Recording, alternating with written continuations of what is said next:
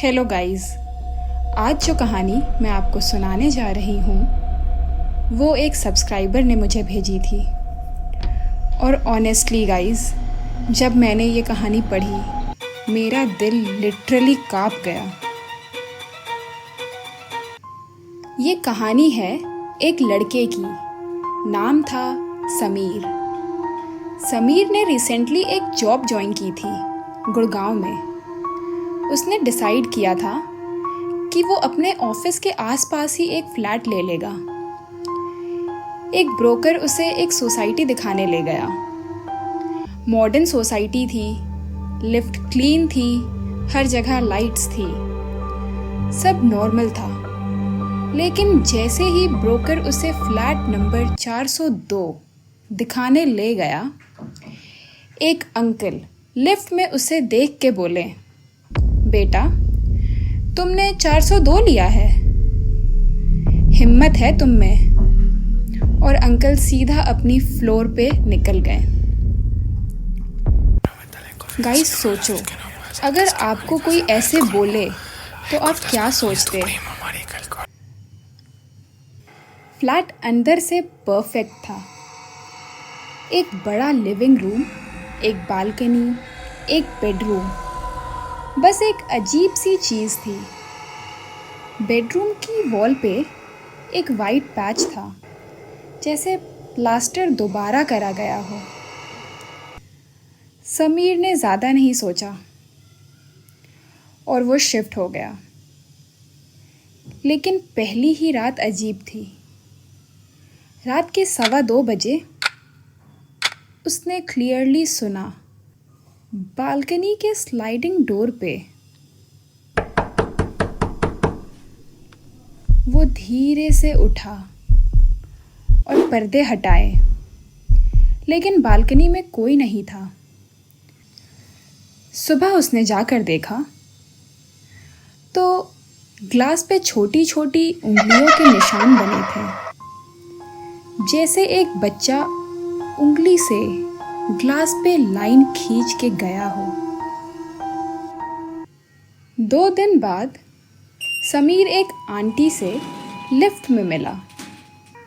वो फ्लैट 401 में रहती थी। आंटी ने कैजुअली बोला, बेटा अगर रात को आवाज़ आए तो बालकनी का दरवाज़ा मत खोलना, पर्दे बंद रखना। समीर ने पूछा, पर आंटी ऐसा क्यों? आंटी चुप हो गई और बिना कुछ बोले अपने फ्लोर पे निकल गई।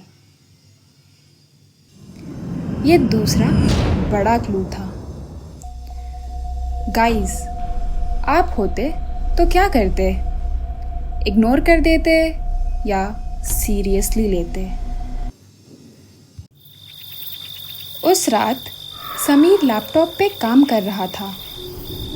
तभी उसने सुना बेडरूम के अंदर से कुछ खरोचने की आवाज़ आ रही थी।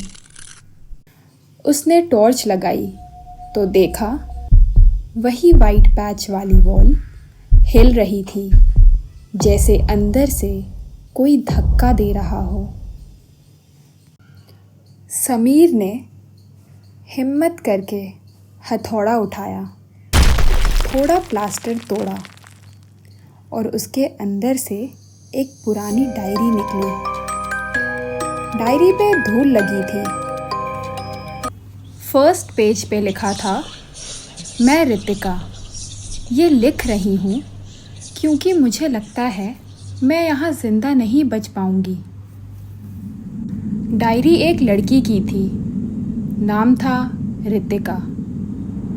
उसने लिखा था कि उस फ्लैट में उसके साथ अजीब चीज़ें होती थी, जैसे बालकनी पे एक छोटी शैडो दिखना, रात को पैरों की चलने की आवाज़ सुनाई देना और वॉल पे बार बार हाथ की परछाई रहना। डायरी का लास्ट पेज आधा फटा हुआ था।